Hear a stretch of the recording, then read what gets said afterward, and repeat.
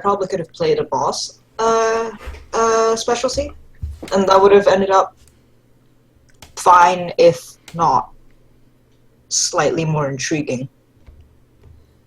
Yeah, I think boss is like a really intriguing archetype. I might also because it actually lets me shoot things, and the Red Lotus special is you're good at shooting things, and I never attacked anyone, never got attacked. Mm-hmm. I just was doing a lot of background. Yeah, you had a lot of setup and intel, which frankly I am happy to do. Yeah, like some of us are balanced for like the day, you know, like my brawler was like kind of only a useful tool on the day of, so like which was hilarious, by the way. Some people are like front loaded and some people are back loaded, is what it looks like. Mm-hmm. Are you back Universal? I am. Okay. The first thing I want to say.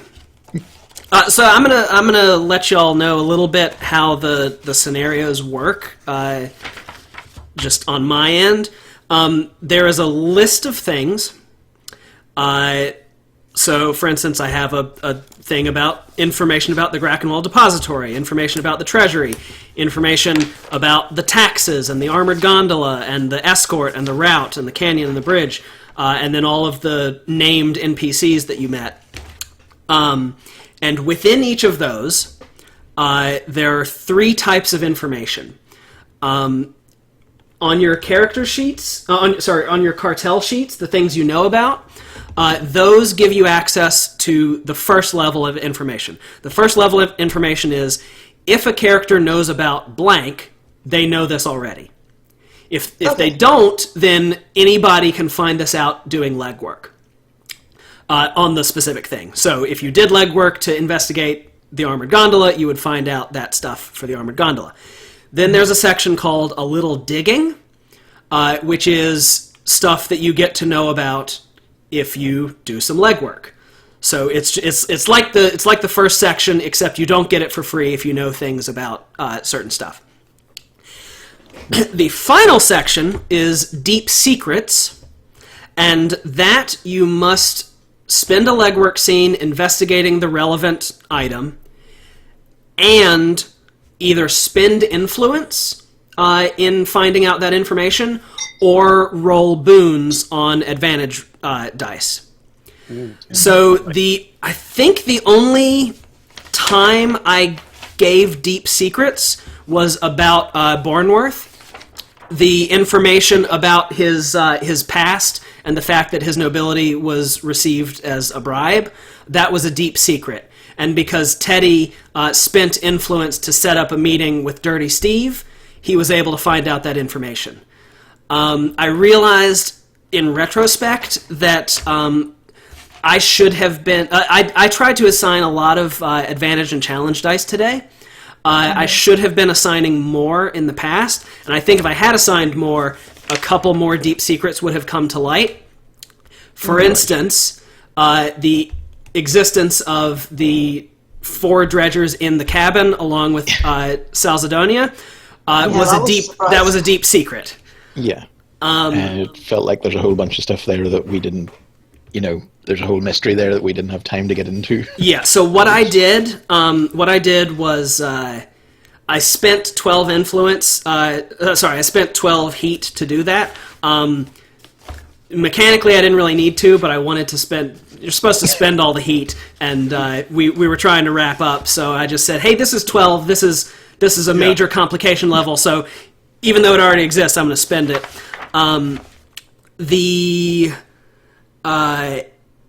It was very... So the plot twist that I did...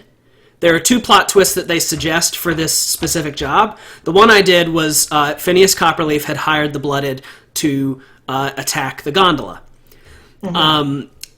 And part of his plan was getting a Blooded... someone who was in on that Blooded ambush, replacing one of the dredgers inside the cabin of the gondola with a Blooded member. Oh, hence the dead guy? Yes. So the dead guy was not... The dead guy is nowhere in the rule book. The dead guy was me saying, okay, I know that Vexasia Salzadania can recognize criminals. There is a criminal in this cabin, so it makes sense for me for her to recognize him and have the other ones kill the guy. So in reality, you did end up having both plot twists in it. So well, there was only one plot twist. Well, right, but I haven't told you what the other plot twist they provide is. Got it. Okay. And I think you'll get a kick out of it, and I wish we had everybody here. The other plot twist is that there is a group of anarchists who have infiltrated the depository and planted among the barrels an alchemically explosive barrel. Oh my god. No shit. Double explosion. Weird Prussian tip. He wasn't being redundant. Damn. He was being like insightful. And so today when he was talking about that, I was like, what? I was losing my mind. That's fucking badass. Yeah, so that's how the information works. And so like I was looking at this and figuring out how to run it, having the four dredgers in the cabin and with Salzadania, I didn't know how I wanted to play that, because the way your plan was working, you were going to get everything back to the warehouse, which meant what I was probably going to do was ask you what you did, and if you just left the gondola with Cyrus, I was going to say, okay, you go away, and a few days later, Cyrus is like, come on, guys, what the hell? But you decided to check into it, so I said, okay, you can get ambushed, and man, did that super booze potpourri ever pay off? Yeah, wowie zowie. That was real good.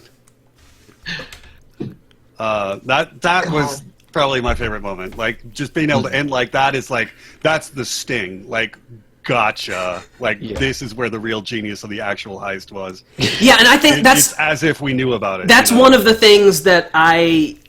Like, this game, I'm liking the system, and I'm looking forward to future heists, but the moment in the heist genre when the crew gets caught, but then you find out they got caught intentionally, that's hard to do in a format like this, and that Super Booze Potpourri gave a bit of that feel. Yeah, absolutely. Like, absolutely, man. It was just the real point. That's the point when you realize that the tape was them in their fake vault. Yeah. In Ocean's 11. Yeah. You know what I mean? Like, that was precisely how that was. So fucking cool. I have to watch that again. Yeah, absolutely. Yeah. And Leverage, man. Leverage is good television. I'm rewatching that now. I know that one. Leverage is... So there's the main guy in Leverage also was in a show... this might be interesting to you, especially.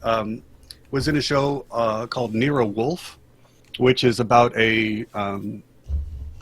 Nero Wolfe is a literary detective who I would place second only to Sherlock Holmes. And nobody knows about Nero Wolfe by Rex Stout, but I really recommend the entire series of like 40 or 50 fucking books. People who have worked in used bookstores know about Nero Wolfe. Yeah, that is for sure. That dude is pulp for real. But it's also like absolutely genius stuff. Rex Stout was himself like an utter super crazy genius, and he had this character named Nero Wolfe who was a little bit like Mycroft Holmes in that he was fat and stationary, but he had an energetic sidekick detective named Archie Goodwin. And the guy who played Archie Goodwin is the same guy who's on Leverage. So if you can find the Nero Wolfe television series, it is perfectly done. There's like 24 episodes maybe. And they adapt a full novel into an hour-long show, which is really quite impressive to do, just generally speaking. And seeing the guy from Leverage as like this just happy-go-lucky, like wearing a zoot suit in the 30s, 40s, 50s, because it's kind of like the settings of the novels, it took him 40 years to write the novels, so the settings were in the 30s, 40s, 50s, and 60s. And like sometimes it just mashes together those eras in American history in like crazy ways, where they're driving cars from the 50s and Archie's wearing a zoot suit, but then there's like they go to a club and there's like a stripper from the 60s or something like that, completely crazy. Totally awesome television. I'll have to look for it. Worth recommending. But Leverage is a heist-based show, which is hard to do, right? The only time I've ever seen heist is in like movies, one-shots. Yeah. Yeah, they do a lot of cons as well. Yeah, like big grifts, big heists, big cons. Just they do this like on just like an everyday basis, basically. And it's like they're like Robin Hoods. They do their heists and cons against bad guys. Okay. And cool. One of the creator, I guess, or one of the creators of Leverage is going to be writing a scenario for Dusk City Outlaws. Ooh. Because Dusk City Outlaws was heavily inspired by Leverage and things like it. Mm-hmm. Yeah. I was looking over that Kickstarter, and they really do have like an all-star bunch of people working on they Dusk City they got Outlaws. some good names. It makes sense for this game to get widespread recognition, I think, because it's a lot of fucking fun. I was going to, just as a way of post-mortem, I was going to kick Ralph to the curb at the last minute and surprise everybody, but he got me first. I was gonna reveal how cold-hearted I was, because I live in a freezer and punch corpses all the time. We should have seen it coming. Yeah, it's true. I was going to, but I just had to roll with the punches. That's a boxing joke. So, I guess questions I have are, first of all, everyone, was this good? Good time? Yeah. Fuck yeah. One of the most fun tabletop times I've had. Like, absolutely. This is like top 10. I think, does anything stick out as something to tweak in the future?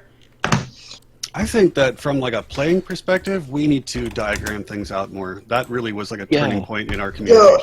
Basically, it was around the time when we were getting real confused about Arthur that I kind of got the feeling that while we all had vaguely this idea that there would be a switcheroo, it would involve a quarantine, and it would happen at the bridge, everything else we all had slightly different ideas of what the fuck was going on, which is when I got the pencil out. Yeah. Mm-hmm. That was... And I think that helped. I think would there be any way of doing that like in a shared online thing? Like in a Google Doc, but right. Maybe a Google Doc you can draw on. Does that exist? I don't think so. Yeah, there are things like that. I can't think. Evernote, I think, has drawing capabilities in it. I could share a shard, is what it's called. And Evernote, they've got an annotation tool where you can draw shapes and stuff and write text. So I will tell you the reason why it took this diagram a long time to draw is because I was very concerned with getting this sort of isometric stuff right on all the different gondolas. Yeah, I noticed the great perspective work. Yeah. Thank you. I tried. You're basically a Dutch master yourself. I could have done circles, but where's the fun in that? So, I'll tell you, as running this game, the most stressful thing to me was I gave you the job, and then you jumped into a plan and got this plan pretty cemented in your minds, and then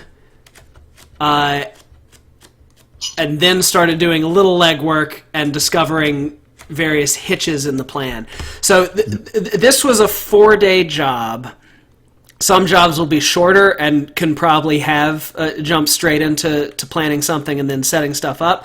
But I was feeling like in the first couple days of the job, I was sitting here silently wishing that y'all would do more intel recon.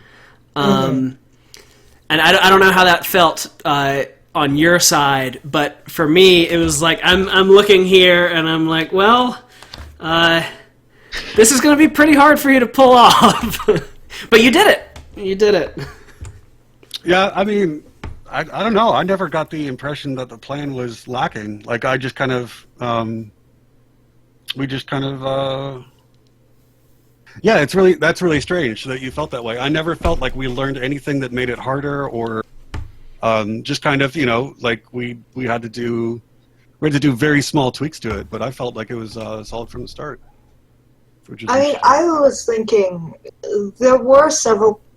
Like, I'm trying to go through in my head, like, where were all the possible points of failure? Like, where were all of the chances of fucking up that would have happened outside of the actual day of the heist? So there was the stealing of the armored gondola. Mm-hmm. Yeah. There was whatever the hell happened with Arthur, which to this day I'm confused about. Yeah. There was the lookouts, which actually were dealt with really quickly, I felt. I was actually way more worried about them than it ended up we needed to be. What else? So you spent influence to deal with the lookouts. If you hadn't done that, it would have probably been a little harder to deal with. Yeah. And I was secretly worried the whole time, like, are they going to verify the cargo? Are they going to check what's inside? Because yeah.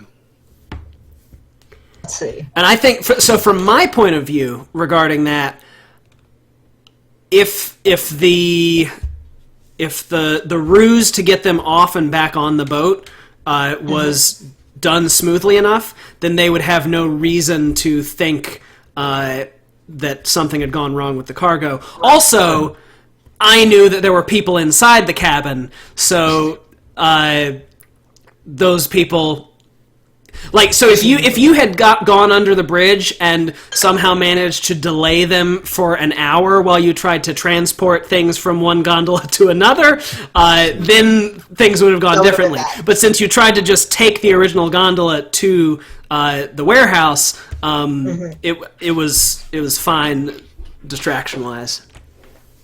Yeah, they wouldn't have really realized anything was wrong until we opened or tried to open the door. Mm-hmm. Yeah, the guys on the inside would not know. Now, I am kind of curious as to, so to the extent that these guys believed that that they were subject to double plague, wouldn't they have got the guys on the inside out of the cabin for the inspection? Like, this guy just sneezed and they just got convinced. So that is... That is, yeah. I had not. That is something I had not thought about. You could imagine at the start, maybe they were just humoring, just going along with it, and then only thinking later it was more serious. And if definitely, Teddy had a very good distract role on that. Yeah. So if that hadn't happened, then maybe things would have. I was having them sort of humoring the checkpoint, but not scared of it. And I think because of the outcome of that role, I made them a little more believing. Yeah. I mean, it's not like there was a gaping plot hole or anything. Like, it was real dope. I also felt like a super crazy smart criminal when I switched the forged notes around at the. Yeah, that was good. I like that. It was amazing, like the way it evoked like that Ocean's 11 style of like gotcha. I am one thing that as a GM I'm trying to figure out is how to say things and ask questions that get the answers I want without giving you too much guidance. Because, for instance, I was trying to leave open the possibility of you getting Richard to forge that document, but if you made that choice, I was going to have the patrolman run into you on his patrol. So I was trying to find out if you were going to forge it yourself or take it to Richard without asking that outright, because that determined the timing of the patrol. Yeah. I think you were effective at that. I think that you... now, the impression that I got was that maybe you were going to roll for a patrolman to come by. Yeah. Every action that we took. And, I had thought about doing that, but then I decided to just do it based on how many turns it took y'all to finish. Yeah. I think that's totally reasonable. But Yeah, no, you all got that came the across. idea that there was going to be cost for each action that we took, which I think is precisely the idea that you were trying to get across. I think you were effective in communicating what you were trying to do there, without explicitly saying, you're going to get caught, if you take any actions. This game really reminds me of Shadowrun. Playing it, and I friggin' love Shadowrun. Yeah. But the nice thing about it is that it's easier to grok in terms of that sort of stuff. Everything has a much more relatable feel to it. Because a lot of times when the GM in Shadowrun was trying to get us to do something, we wouldn't fully understand how that works in that world. And he would kind of punish us for it. So it's like one time we made a call to someone, like an anonymous call, but we didn't actually realize that it was a video call. Naturally, yeah. That sort of thing. That's so great. It's like, Right, but if you were trying to don't do know it, who we are, but that's yeah. just bad GMing, though, because if because the characters would know. the characters would know how video phones work, and they would know that if they wanted to do an anonymous one, there would be green. Yeah. So, but yeah, this is I think a lot more readily apparent. Like all the details in the world are kind of, you picture Renaissance Italy, and that's you got it. You don't have to. I love the setting. You don't have to fabricate you're using for it. Yeah, again, that art is fucking murder. Thanks. We spent a lot of time at the docks. We got to know that one very well.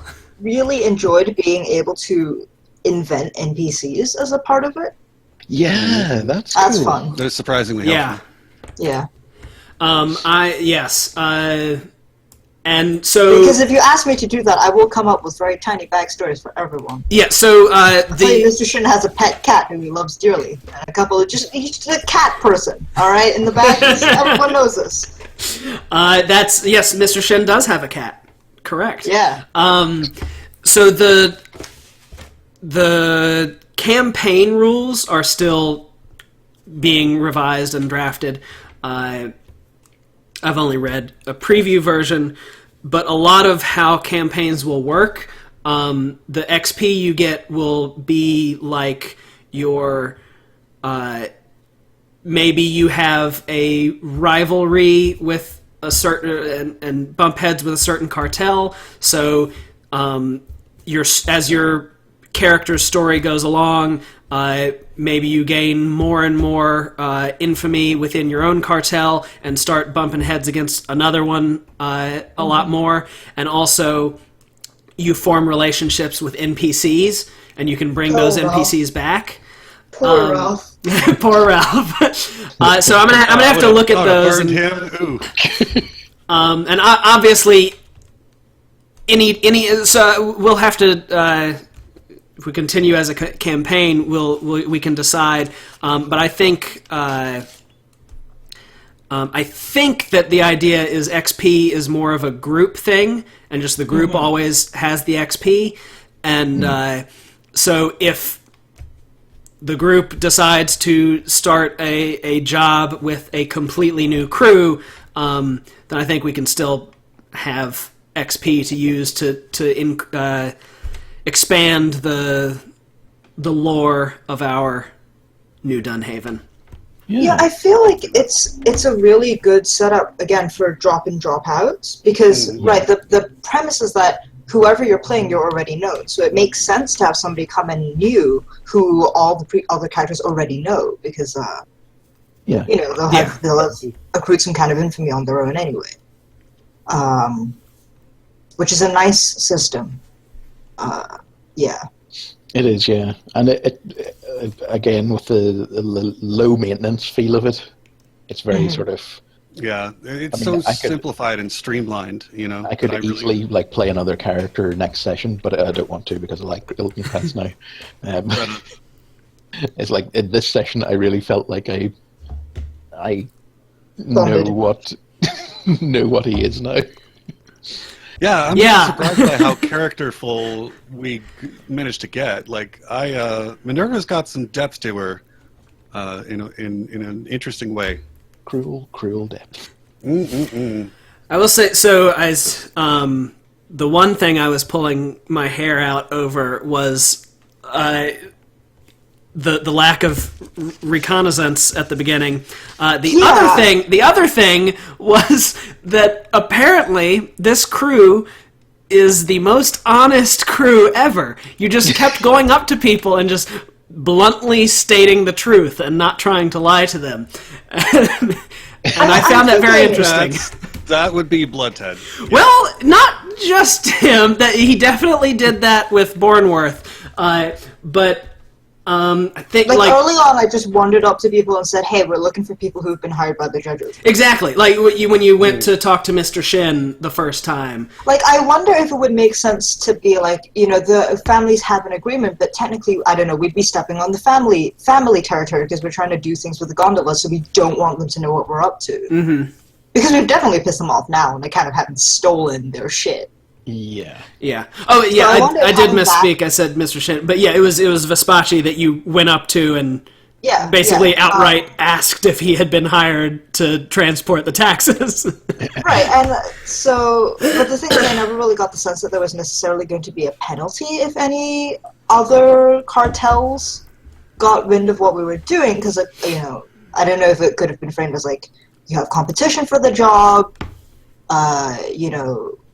or, you're kind of, the rest of your cartel might not want you to do this job because it would ruffle feathers politically higher up. So I wonder if that would make, like, in terms of scene setting, sort of, the reason why they're going to you is that they know you're ambitious. Well, my understanding of the way that this would have worked out, and the reason why there wouldn't be any between family problems, is that the consortium or whatever, the agreement, the pact that allows these families to all interact without stepping on each other's toes, we are hired by the acting body of that pact.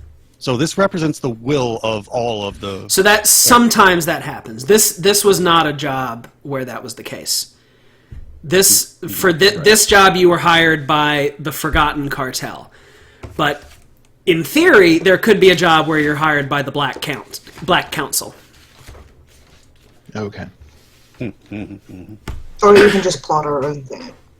And it's a good... Yeah. I mean, it's a good thing for the story going forward, in that you might cash in some of those those potential enemies we've made. Mm-hmm. Yeah, that's true. That is true. Yeah, so... I'm also trying to think of, ways to have encouraged us to do more intel gathering early on. Yeah, I was trying to figure out, like, what other intel would you have had us gather? Well, some of it would just be gathering it earlier. I'd have to look at the recaps. Okay. Because It is a sort of thing. I feel like we would do more. In the next time we play, because we know more. We know what to do. Yeah. A little bit better. In the first session, you broke into the dredgers. Yeah, that was Okay, that was day one. Mm-hmm. Yeah. Now Routes day one. Okay, I know what I'm thinking. So you walked the route. You investigated the gondoliers, and you broke into the dredgers. It wasn't so much that that you didn't do intel gathering early, but that you decided on your plan before you had gathered the intel. So from the very first planning session, your idea was, we'll pull off a switch at the Broadwater Bridge. And then you started gathering intel. And the switch at the Broadwater Bridge was probably fine, but there were still a lot of unknown variables that maybe you didn't want to have that locked in as you're thinking. Mm-hmm. Now, I'm interested, did the campaign, or rather did the adventure setting come with any inkling of what the players might do? Like because the Broadwater Bridge is the really obvious target, and then if you want to achieve all of the bonus objectives, I'm interested in seeing what other plan. This is a published adventure, isn't it? Yes. So this is going to be one of the ones that comes in the box. It is the only one that's part of the preview. It makes me wonder. I wonder if people are playing it and recording it on YouTube and watching one of those situations would be really interesting. I have looked and I have not found one yet, but I'm still looking to see if anyone has done a play of this job. What's the name of it again? It's called the Dusk Canal City Job. Outlaws? Oh yeah. Oh, the Canal Job. Yeah. Is the name of it. Yeah. Okay. We should absolutely have Ted label the YouTubes that we put up so that people can find them and they can check out our game. And I'm probably gonna post some comments in the community, because See, now I'm really tempted to design a heist or a job for y'all too. Oh my God! Yeah, please do it. Definitely. I've been spending the last few days starting notes on other jobs. Yo, we need to sync tube watch the Maltese Falcon for simultaneous inspiration, something like that. You know what I mean? But your question as to what the players might do, so the idea is it's very sandbox. So you have a goal, and then there is information that is true, and you can find out that information and come up with a plan. Within this information, it says that the gondola will be most vulnerable at two spots along the route, when it's passing through the canyon and when it passes under the Broadwater Bridge. So it says at various parts that you cannot infiltrate the depository and you cannot infiltrate the treasury. So you could try to get on it just normally on the street and just beat everybody up. Or you could attack it in the canyon or at the bridge, and that's what y'all decided to do. But the maybe knowing more about it, you might have come up with a different plan. Yeah, fair enough. I think I was looking at it from an objectives point of view. And then that informed the plan. I see from the that. jump, Okay, right? yeah, that definitely makes sense.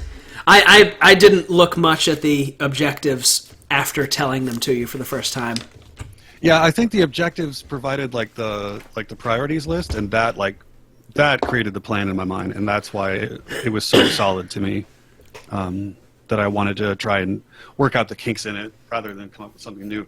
But you're right, there is a lot of danger in coming up with a plan and then being stuck to it. Yeah. You got to. Can I also say how great it is to play a game where you don't have to kill anyone? Yeah. I was sort of joking last time for the last D&D session with Teddy that hey, my character's not going to kill anyone, but that's just not practical in D&D. It's not what you'd want. But it's really nice to do stuff and like you were saying, have that cool crime feel. Well, I do want to add an addendum to that. Minerva did kick that dude off the roof. I think I didn't kill anyone. there are a few dead-blooded members, definitely. But the Oxhide Lawrence is still alive, so he might come back to haunt you. Hopefully with a delightful scar. But yeah, the reason why she is so cavalier about having killed that dude and kicked him right off the roof. She's a gravedigger. Life and dead, the division is clear to her, and it doesn't weird her out. Yeah. That's just who she is. In this game, it's the planning, it's the sort of seeing things come together.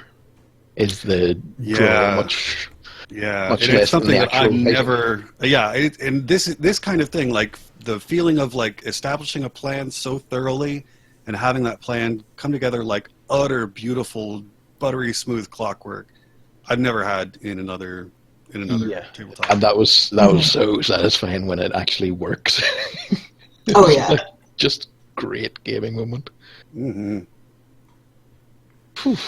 Fucking tossing in that potpourri.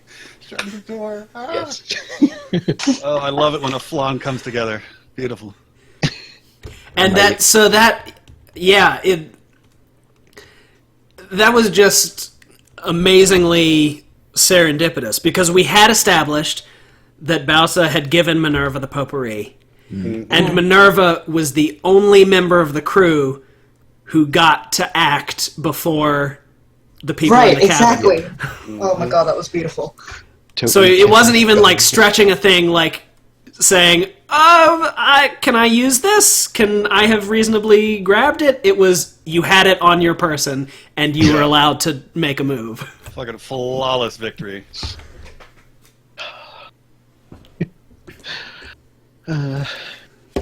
Alright, fools, I'm gonna get out of here and get to work. Yeah, brilliant. We need to do this shit again. Like, I want another game, post-haste, s'il vous plaît, SVP. All right, so I will be able to get access to another pre-written job, and I will also be spending some time writing some scenarios of my own, and I suggest other people do that as well. Yeah, Veer, I've not yet run in a game that you have run, so Yes. I would very much look forward to that. You at one point you established that you were going to run like an underwater water Thing, world. yeah. That's what I was thinking about. That one is still kicking about in my head. Right on.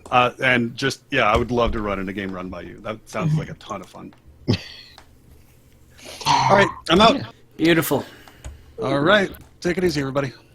Later. Bye. Mhm.